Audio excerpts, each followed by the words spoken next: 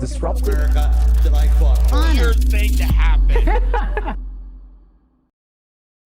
Hello, one and all. Welcome to this edition of Kitz Corner. It's been a fantastic day so far. So check this out.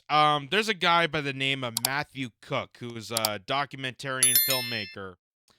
And he did this video about the Israel genocide of Gaza and exposes the U.S. complicity. Now, for those who don't know Matthew Cooke, just from a quick Google search here, he is writer-director of famous movies like How to Make Money Selling Drugs, a documentary which criticizes the war on drugs in the United States, Survivor's Guide to Prison. He's also known for an HBO documentary called Teenage Paparazzo. He has also done Deliver Us from Evil, another documentary that he's done. So this is a well-known documentary in the United States. And he's about to expose in this clip here of how complicit the Western imperialist empires are in this deliberate annihilation of the Palestinian people. Listen to this. Our country is witnessing and backing the worst massacres of civilians using U.S. weapons since the illegal invasion of Iraq. Bombing hospitals, universities, man-made starvation. These horrors could not happen without the prejudices of huge segments of public opinion. 50% of Americans think Islam is incompatible with democracy. 49% of Germans, 48% of Britons, 42% of French. Across the entire Western world, an intense bigotry is openly practiced and expressed. It is a time of brutal anti-Arab and anti-Islamic persecution. The entire institutional Western establishment continues to back what the majority of global human rights organizations consider gross violations of international law and what most U.S. Democrats consider a genocide. And in turn, Muslims across the world have a negative impression toward the West, particularly our leaders, but not because of our freedoms or our way of life, but our bombs. Britain and its imperial protege, the U.S. military, dropped 30,000 bombs on Iraq, killing hundreds of thousands of civilians. Our government has dropped bombs on Yemen, Iran, Libya, Lebanon, Kuwait, Somalia, Bosnia, Saudi Arabia, Afghanistan, the Sudan, Kosovo, Pakistan, and Syria. And that's just since the 1980s. And right now, U.S. bombs continue to rain down on Palestine, killing countless civilians, women, and children. Boy, it really sounds like they just hate our freedoms, right? It has nothing to do with the retaliation of the fact that we have massacred mass populations for many decades now. Nothing to do with that. It just hate our freedoms.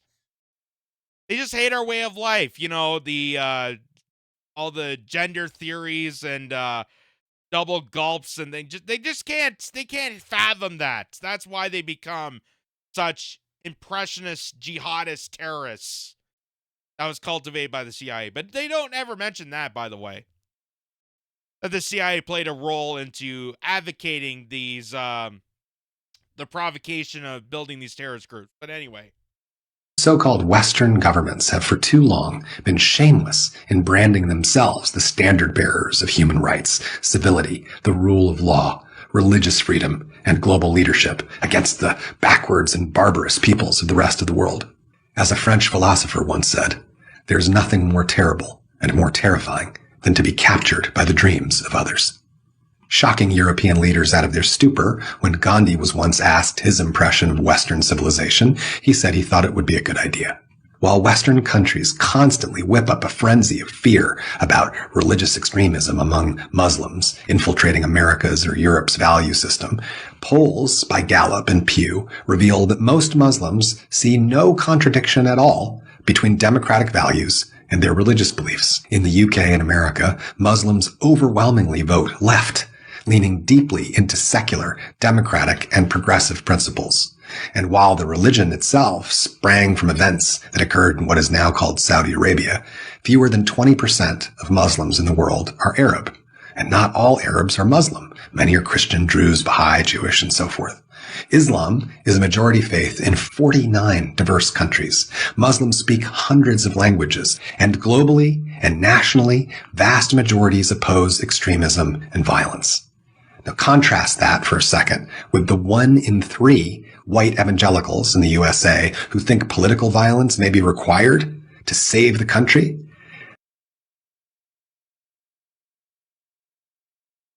I think that's kind of referring to when George W. Bush considers him a compassionate conservative. You know, it's very compassionate. That would what Jesus would do. Jesus would massacre people. That's amazing that he's so on point.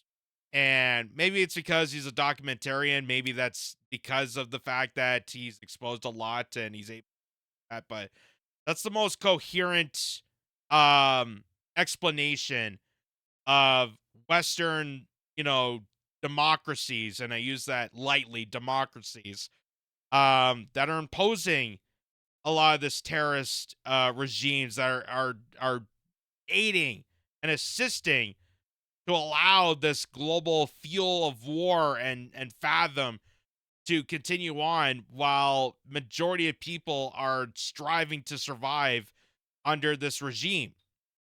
And the fact that a lot of these terrorist groups we exposed, where Hamas originated. They don't want to tell you where these terrorist groups originate. They want you to know by name and scare you into every day that they're hiding around in deep corners.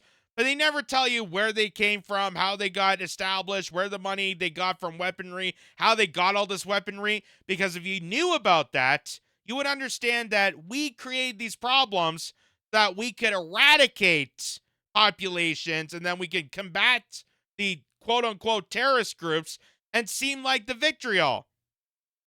Those like Al-Qaeda and ISIS and Hamas and all these extremist groups that we have deemed them terrorist organizations were created by us. We fueled them and gave them weaponry so that we can manufacture a war of terror and then we can cultivate people into this never-ending destruction for the purposes of the criminal elites that will never, ever fight these battles. As Jesse Ventura, the body Ventura would say, they're chicken hawks.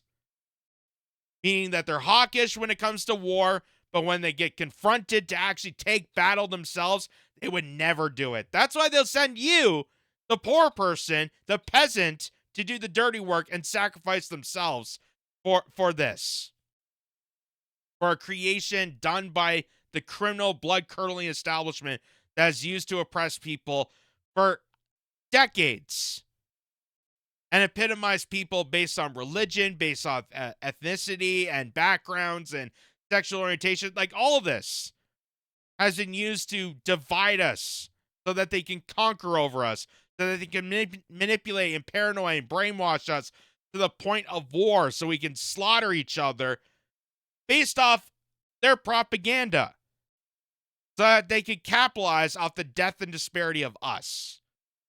So that was pretty profound that came from a filmmaker, not like, Sean Penn or Robert De Niro or any of these other kooks that they're trying to hail as some sort of vitriol for the Hollywood establishment and don't know jack squat about anything.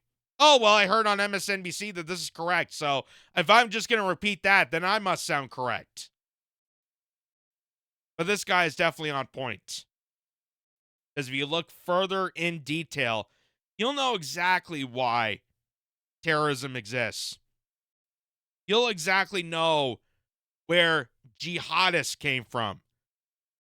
Because even Tulsi Gabbard that I once thought, what was, I would think is some sort of, a person of diplomacy, is diving into her own trap of sounding more and more like a neocon.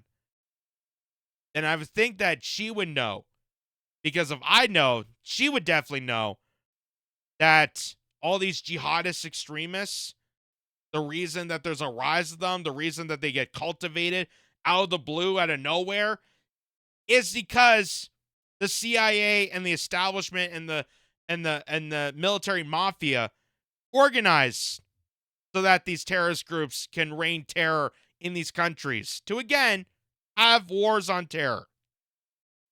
Because the goal is continuous warfare, not solutions, not revolutions, not liberating people or humanitarian aid. It's just continuous war to keep us in place so that we massacre and slaughter each other and the top tier 1% that advocate the most for war but never would actually fight one can make the most bang for their buck. And that's where it really comes down to. And this guy, I think, says it more profoundly than I would say. And such a profound voice, too. I like the, NPR whisper that he has. It makes it sound more ethical. It makes it sound more like, it's very kind of it makes it more interesting. He uses that tight NPR whisper about U.S. imperialism. But good for you, Matthew Cooke, for saying what we should all be saying. Good for you.